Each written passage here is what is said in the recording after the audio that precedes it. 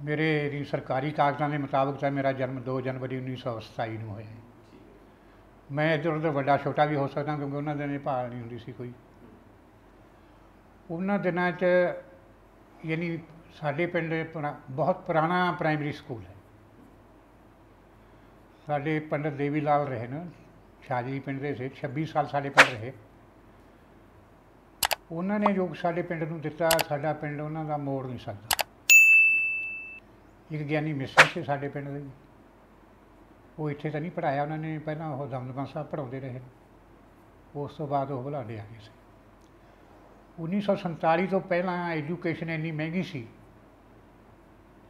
कि तुसी हैरान होवोगे भी 5वीं जमात उदों चौथी तक प्राइमरी सी, 5वीं जमात की फीस ₹2.25 सी जिहड़े अंग्रेजी लैंदे सी। जिहड़े फारसी लैंदे सी उन्होंने 8 आने सी, यानी 2 सीआं ये सबजैक्ट, एक फारसी थी तो अंग्रेजी। अच्छा, मैनू अज वांगू याद है, मैनू तो चौथी जमात स्कॉलरशिप मिल गई सी। मैं उन्होंने 2 स्कॉलरशिप मिले थे, एक मैनू ओपन च मिले सी पंजाब चों, यानी ओपन होंदा सी किसी जात का भी बंदा यार, तो क्लोज च मिले सी ज्ञानी सरवण सिंह नूं। वो चो यानी आउट ऑफ 40 मैं 40 के 40 नंबर लए। साडा इम्तिहान होया सी हिसार, जिसका रिजल्ट होया मैनू भी फिर यानी हालांकि मेरे उस वेले का परिवार से जोड़ा फीस भर सकते थे, पर मैं एक गल दसा भी उत्थे 8वीं का स्कूल से उदों बुढ़लाडे सारी पिंडां दे यानी 25-30 पिंडां दे जिहड़े लामे, जिवें भातड़ा पिंड है उत्थों भी पढ़न आउंदे, डस्के तो भी पढ़न जाते लोग, उधरों बोहा तो, गाजड़ा तो, कलेरी तो, इधरों खत्तरी वाले तो, गोविंदपुरे तो पढ़न जाते। यानी इन्ने नहीं थे, इन्नी ₹2.25 मैनू एक बार याद है कि साढ़े पिंड के मुंडे की जिन्होंने को अज के जमाने 30 किले जमीन है और जमीन भी नहरी सी, वो तो फीस नहीं भरी गई थी। 10 तारीख को नाम कट गया सी। जे असीं कंपेयर करिए वो ₹2.25 की कीमत, इनू हुण तुसीं 1500 रुपये नाल कर लो मल्टीप्लाई, यानी उदों 18 रुपये तोला सोना सी। यानी इन्नी महंगी एजुकेशन सी, जिसका रिजल्ट ये होया भी साडा हिंदुस्तान बहुत यानी पछड़िया थी। तुसीं हैरान होवोगे भी कई पिंड ना साडे कोल रंगड़ियाल खत्तरी वाला वगैरह इन्हां जे कोई बाहरों चिट्ठी आ जाती तो यानी पढ़ाउण आउंदे साडे पिंड। ना किते रली स्कूल सी, ना रंगड़ियाल सी, ना गोविंदपुरे, ना सिरसी वाले, यानी रियासत च बहुत घट स्कूल, तो किते ही शादो नादर। बरेटे भी प्राइमरी स्कूल से उन्होंने दिनों, नाले मंडी सी किस्म छोटी जी। तो इस करके उदों हालात लड़ाई लग गई लोगों की किस्मत नूं। मैं तो यही कहूँगा भी जागृति आनी सी लोगों 1939 लड़ाई लग गई अंग्रेज़ों की, 2 धड़े हो गए सारे देशों के, बल्कि तीजा धड़ा एक होर उभरिया आ, पाकिस्तान जापान उत्ते उभरिया आ, एक रशिया का धड़ा हो गया। फिर रशिया से जब जर्मनी ने पहला अटैक किया इटली से, इटली तो बाद जो फ्रांस से उन्होंने अटैक किया जर्मनी ने, जो फ्रांस के उत्ते उन्होंने बमबारी की थी, वो तो हथ खड़े करके भी साडा खराबी ना हो जाए, साडा हथ खड़े ना। पोलैंड से कब्जा कर लिया सी उन्होंने, जर्मनी वगैरह ने। और ज्यूस से जोड़े वो गैस चैंबर दे के मारते उन्हें। साड़ियाँ सिख रेजिमेंटां 3 गई हुई सी उधर, एक सैकंड सिख गई हुई सी, तो एक सी 36 सिख, वो जिदा सारा गढ़ी वाला केस आਉਂਦਾ ना 36, वो भी सी। और वो तकरीबन वो एक कंपनी मुसलमानों की भी सी, वो सारी की सारी कैद हो गई सी उधर। और साढ़े यानी थी ये भी दाड़ी चाढ़ते होंगे सिख जो सोल्जर थे, उन्होंने तो यह सोचा भी ये जोड़े है ना इन्होंने मौका नहीं मिले दाड़ी का केस हजामत करने का। वो साले ने मल्लो मली दाड़ियाँ हजामत करतियाँ उत्थे, बार बार जर्मनिया ने उन्होंने गल सुन लो तुम, नवा के मल्लो मली उत्थे नंगा नुंगा का कोई वो नहीं है उन्होंने अंग्रेज़ों को। आप तो परहेज रखते हैं ना, वो तो तीवियाँ वांगू जिवें बंदे नहीं नंगे नहीं जाते होंगे। वो फिर उन्होंने किसी ने कहता भी ये जी दाड़ी का धागा बंदे थे भी ये तो जान के इन्हों का मूँह बन्या होया भी गप्फे आ मार देना, बढ़ देन लोगों को, ये भी हवा फैलाती उन्होंने, मैं कहने होगा। वो फिर जवाक डर डर भजन लग गए। इस करके वो लड़ाई के साड़ी यानी उस पलटन का बहुत नुकसान होया, सैकंड सिख का भी बहुत है। उदों बाद ये जड़ियाँ वो सी ना जापान ने लड़ाई छेड़ ली, तो जापान ने हमला करता, जापान ने पहला चाइना के बिच दी बर्मा आके फतह कर लिया, फतह करके फिर अपने एडवांस करके इधर साड़ी फर्स्ट सिख थी 14 नंबर जिन्होंने कहते ना, ਉਹਦੇ ਵਿੱਚ ਫਿਰ ਇਹਨੂੰ ਨੰਦ ਸਿੰਘ ਵਿਕਟੋਰੀਆ ਕਰਾਸ ਨੂੰ ਵੀ ਵਿਕਟੋਰੀਆ ਕਰਾਸ ਮਿਲਿਆ ਬਹਾਦਰਪੁਰ ਵਾਲੇ ਨੂੰ। ਅਤੇ ਜਦੋਂ ਇਹਨੂੰ ਉਹ ਵਿਕਟੋਰੀਆ ਕਰਾਸ ਮਿਲਿਆ ਨਾ, ਅਤੇ ਮੈਂ ਪੜ੍ਹ ਕੇ ਹਟ ਗਿਆ ਸੀ।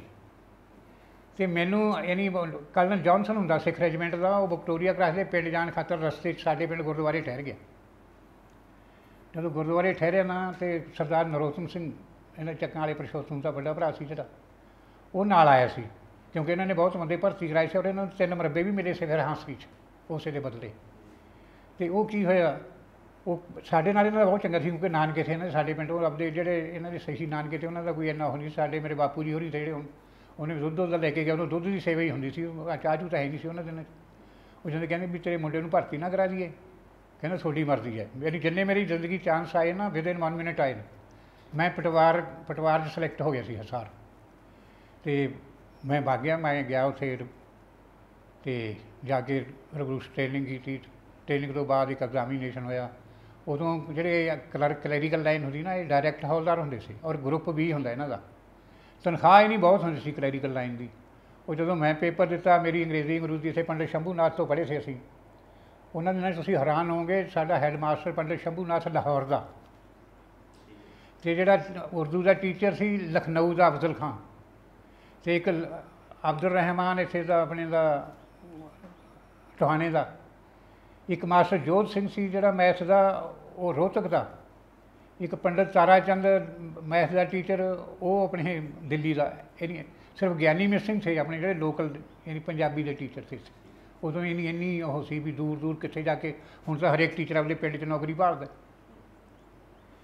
ਉਦੋਂ ਬਾਅਦ ਉੱਥੇ ਉਹਨਾਂ 'ਚ ਮੈਂ ਸਿਲੈਕਟ ਹੋ ਗਿਆ ਜੀ, ਸਿੱਧੇ ਭਰਤੀ ਹੋ ਗਏ। ਤਨਖਾਹ ਯਾਨੀ 72 ਰੁਪਏ ਹੋ ਗਈ ਮੇਰੀ, ਨਾਲ ਹੌਲਦਾਰੀ ਲੱਗ ਗਈ, ਜਾਜੇਦਾਰੀ ਉੱਤਰ ਗਈ ਸੀ। ਉਹ ਜਦੋਂ ਤਨਖਾਹ ਲੈਣੀ, ਜਿਹੜੇ ਹੌਲਦਾਰਾਂ ਦੀ ਵਿਚਾਰਿਆਂ ਦੀ 23 ਸਾਲ ਨੌਕਰੀ ਸੀ, ਉਹਨਾਂ ਨੂੰ 24-25 ਕੁ ਮਿਲਣੇ, ਉਹਨਾਂ ਨੇ ਕਹਿਣੇ ਹੌਲਦਾਰੀ ਇਹ ਮੁੰਡੇ ਯਾਰ 72 ਲਈ ਜਾਂਦੇ ਨੇ। ਚੱਲਦਾ ਰਿਹਾ ਕੰਮ। ਇੰਨੇ ਫਿਰ ਕੀ ਹੋਇਆ, ਰੌਲਾ ਪੈ ਰਿਹਾ ਸੀ ਹਿੰਦੁਸਤਾਨ ਨੂੰ। ਜਦੋਂ INA ਵੀ ਖੜ੍ਹੀ ਹੋ ਗਈ, INA ਸਾਡੀ 5 ਸਿੱਖ ਕੈਦ ਹੋਈ ਸੀ ਉੱਧਰ ਆਪਣੇ ਮਲਾਇਆ 'ਚ। ਉਹਦੇ ਵਿੱਚੋਂ ਬਹੁਤ ਸਾਰੇ ਬੰਦੇ ਸੀ ਜਿਹੜੇ ਉਹ INA 'ਚ ਵਗ ਗਏ ਸੀ।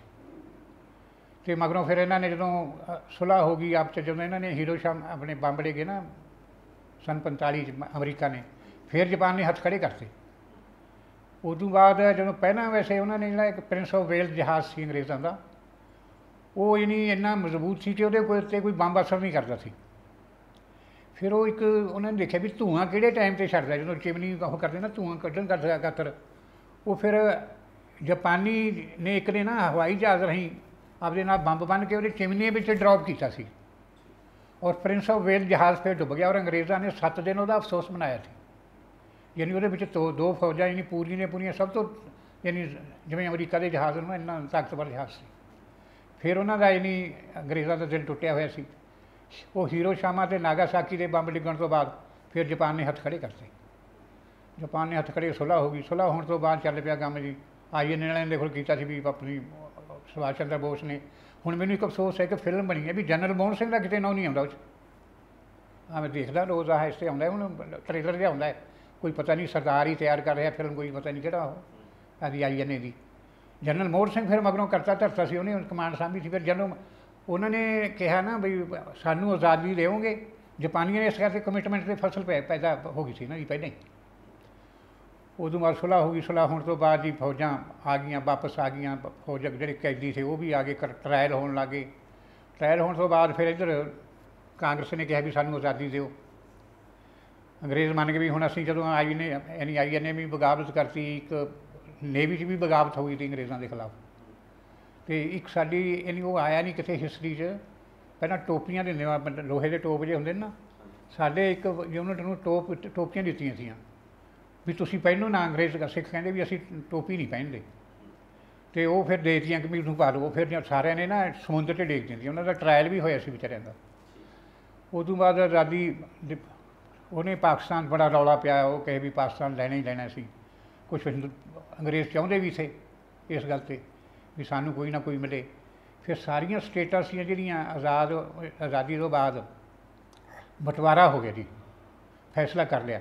ਉਧਰ ਚੱਲੀ ਮਾਰਚ ਦੇ ਮਹੀਨੇ ਹੀ ਉੱਧਰ ਨਾ ਰਾਵਲਪਿੰਡੀ ਦੇ ਲਾਗੇ ਪਿੰਡਾਂ 'ਚ ਜਿਹੜੇ ਜਿਵੇਂ ਆਪਣੇ ਬਾਣੀਏ ਰਹਿੰਦੇ ਨੇ ਨਾ, ਇਸ ਤਰ੍ਹਾਂ ਇਹ ਰੋੜੇ ਸਿੱਖ ਸੀ ਉੱਥੇ, ਪੰਜ ਪੰਜ ਚਾਰ ਚਾਰ ਦੁਕਾਨਾਂ ਯਾਨੀ ਇਹਨਾਂ ਦੀਆਂ ਸੀ, ਜਿਵੇਂ ਆਪਣਾ ਜਿਹੜਾ ਉਹ ਸੀ ਖੁਸ਼ਵੰਤ ਸਿੰਘ ਸੀ ਨਹੀਂ ਰਾਈਟਰ, ਉਹ ਵੀ ਇੱਕ ਪਿੰਡ ਦਾ ਸੀ ਉੱਥੇ। ਉਹਦਾ ਬਾਪ ਤਾਂ ਫਿਰ ਠੇਕਾ ਲੈ ਗਿਆ ਸੀ, ਠੇਕਾ ਲੈ ਕੇ ਬਹੁਤ ਵੱਡਾ ਆਦਮੀ ਬਣ ਗਿਆ ਜੀ ਉੱਥੇ, ਆਪਣੇ ਦਿੱਲੀ ਠੇਕੇਦਾਰ ਹੋ ਗਿਆ ਸੀ। ਉਹ ਤਾਂ ਛੋਟੇ ਜਿਹੇ ਪਿੰਡ 'ਚ ਹੈ ਉਹਦਾ ਘਰ, ਉਹ ਮਗਰ ਦਾ। ਉਹ ਫਿਰ ਸਾਰੇ ਉਹਨਾਂ ਨੇ ਮਾਰਤੇ ਜੀ ਇੱਕ ਦਫਾ। ਮੇਰਾ ਇੱਕ ਦੋਸਤ ਸੀ ਸਰਦਾਰ ਰਣਜੀਤ ਸਿੰਘ ਦਾ, ਡਾਕਟਰ ਅਜਮੇਰ ਸਿੰਘ ਹੈ ਜਿਹੜਾ ਪਟਿਆਲੇ ਵਾਲਾ ਸਰਜਨ, ਇਹਦੇ ਸਕੇ ਮਾਮੇ ਦਾ ਪੁੱਤ, ਉਹਦਾ ਇਹ ਸਾਡੇ ਨਾਲ ਸੀ ਉਦੋਂ ਨਸ਼ਹਿਰੇ, ਅਸੀਂ ਸੈਂਟਰ 'ਚ ਸੀ ਉਦੋਂ, ਸਿੱਖ ਸੈਂਟਰ ਸੀ ਨਸ਼ਹਿਰੇ ਪਾਕਿਸਤਾਨ 'ਚ, ਫਰੰਟੀਅਰ 'ਚ ਹੈ ਉਹ, ਪਸ਼ਾਵਰ ਤੋਂ ਕੋਈ 38 ਕੁ ਮੀਲ ਨਾ, ਉੱਥੇ ਸੀ। ਉਹ ਫਿਰ ਜਦੋਂ ਮਾਰਤੇ ਉਹਨਾਂ 'ਚੋਂ ਫਿਰ ਪਿੰਡਾਂ 'ਚ ਉੱਜੜ ਕੇ ਆ ਗਏ, ਕੁਛ ਫੌਜ ਨੇ ਸਾਹਮਣੇ ਵੀ, ਸਾਂਭਣ ਤੋਂ ਬਾਅਦ ਕੁਛ ਫਿਰ ਉੱਜੜ ਕੇ ਉਦੋਂ ਕੋਈ ਮਹਾਰਾਜਾ ਪਟਿਆਲਾ ਨੇ ਸਾਹਮਣੇ, ਉਦੋਂ ਇਹ ਜਿੰਨੇ ਭਾਪੇ ਆਏ ਨਾ ਉੱਧਰੋਂ, ਫਿਰ ਮਹਾਰਾਜਾ ਪਟਿਆਲੇ ਨੇ ਇਹ 4-5 ਮਹੀਨੇ ਲਗਾਤਾਰ ਉਹਨਾਂ ਨੂੰ ਰਾਸ਼ਨ ਵਗੈਰਾ ਸਾਰਾ ਕੁਛ ਇਹ ਯਾਦਵਿੰਦਰ ਸਿੰਘ ਦਿੰਦਾ ਰਿਹਾ। ਹਾਂਜੀ, ਬਾਹਰੇ ਫਿਰ ਪਟਿਆਲੀ ਸੈਟਲ ਹੋ ਗਏ, ਕੁਛ ਜਾ ਕੇ ਦਿੱਲੀ ਦੁੱਲੀ ਚਲੇ ਗਏ ਜਾਂ ਹੋਰ ਚਲੇ ਗਏ ਬਾਹਰ, ਹਰਿਦੁਆਰ ਵਗੈਰਾ ਚਲੇ ਗਏ। ਉੱਥੋਂ ਫਿਰ ਇਹ ਆਪ 'ਚ ਚੱਲ ਪਈ ਸਿੱਧੀ ਉਹ ਮਾਰ ਮਰਾਈ।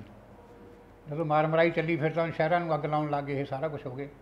ਅਸੀਂ ਫਿਰ ਆਏ ਥੇ, ਸਾਡੀਆਂ ਪਲਟਨ ਕੁਛ ਤਾਂ ਪਹਿਲਾਂ ਆ ਗਈ ਸੀ, ਬਸ ਮੈਂ ਲਾਸਟ ਬੈਚ 'ਚ ਆਇਆ, ਯਾਨੀ ਕੋਈ ਮੇਰਾ ਖਿਆਲ ਹੈ ਹੋ ਗਿਆ ਹੋਊਗਾ 22-23 ਅਗਸਤ ਹੋ ਗਿਆ ਹੋਊਗਾ, 24 ਅਗਸਤ। ਮਾਲ ਗੱਡੀ ਸੀ ਪੂਰੀ ਦੀ ਪੂਰੀ, ਅਸੀਂ ਰਾਹ 'ਚ ਦੇਖ ਕੇ ਆਏ, ਸ਼ੇਖੂਪੁਰਾ ਯਾਨੀ ਮੱਚੀ ਜਾਂਦਾ ਸੀ ਉਦੋਂ, ਬਹੁਤ ਲੋਕ ਮਾਰੇ ਜਿਹੜੇ ਫਿਰ ਅਸੀਂ ਕੱਢੇ ਵੀ ਜਿੰਨੇ ਆ ਸਕੇ ਸਾਡੇ ਨਾਲ।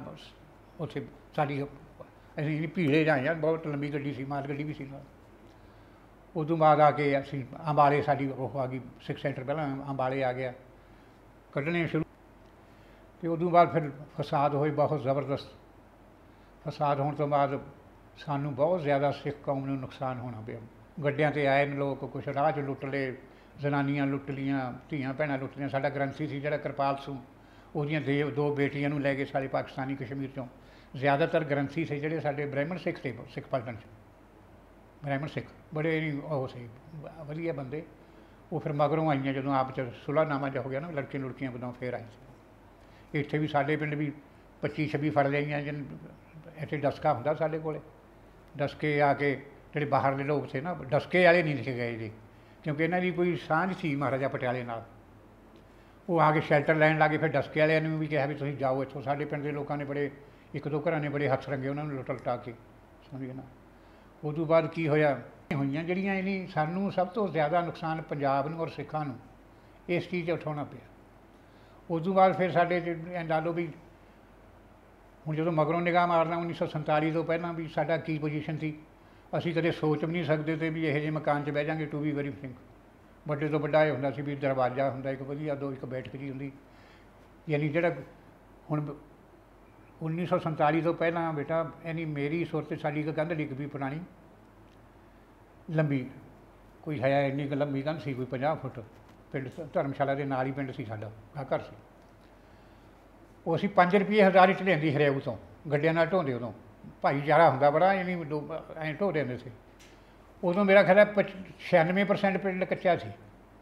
ਆਹ ਬਈ ਬਾਬੇ ਨਾਰਾਇਣ ਸੂਗਿਆ ਨੇ ਧੁਰ ਮਾਰੀ ਕੰਧ ਦੀ, ਪੱਕੀ ਗੱਲ ਸੁਣੋ, ਜ਼ੋਰ ਲਾ ਕੇ। ਸਾਡੇ ਸਾਹਮਣੇ ਪੱਕੇ ਹੁੰਦੇ ਜਾਂ ਡਾਟਾਂ ਪੱਕੀਆਂ ਹੁੰਦੀਆਂ।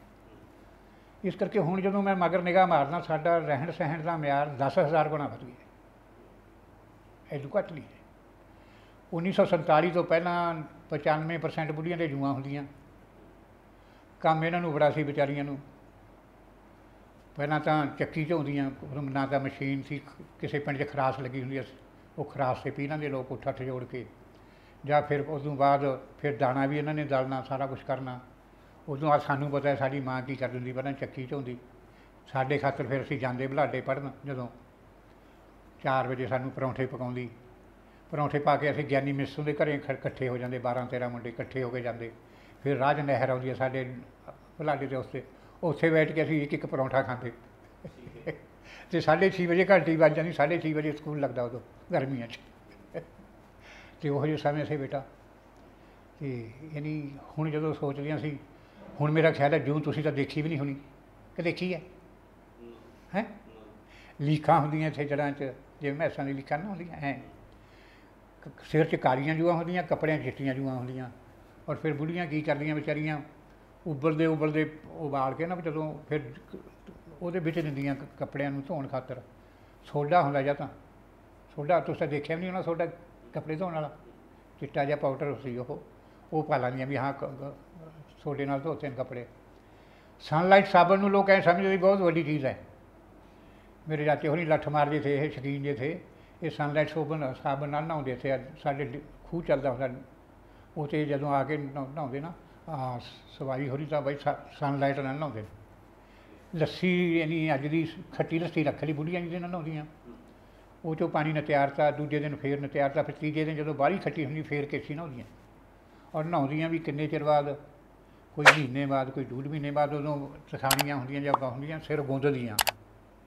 ਉਹਦੀਆਂ ਹੁੰਦੀਆਂ ਬੁੜੀਆਂ ਤਾਜ਼ੀਆਂ ਵਿਆਹੀਆਂ ਨਵੀਆਂ, ਉਹ ਤਾਂ 10-15 ਸਾਲ ਫਿਰ ਇੱਕ ਇੱਥੇ ਹੋਰ ਨਹੀਂ ਉਹ ਹੁੰਦਾ। ਤੁਸੀਂ ਹੁਣ ਤਾਂ ਮੇਰੇ ਖਿਆਲ ਗੁੰਦ ਹੀ ਨਹੀਂ ਸਕਦਾ ਕੋਈ, ਨੈਣਾ ਗੁੰਦੀਆਂ ਉਹ, ਯਾਨੀ ਇਹੀ ਜਿਹੀ ਪੋਜੀਸ਼ਨ ਸੀ ਬੇਟੇ। ਅੱਛਾ।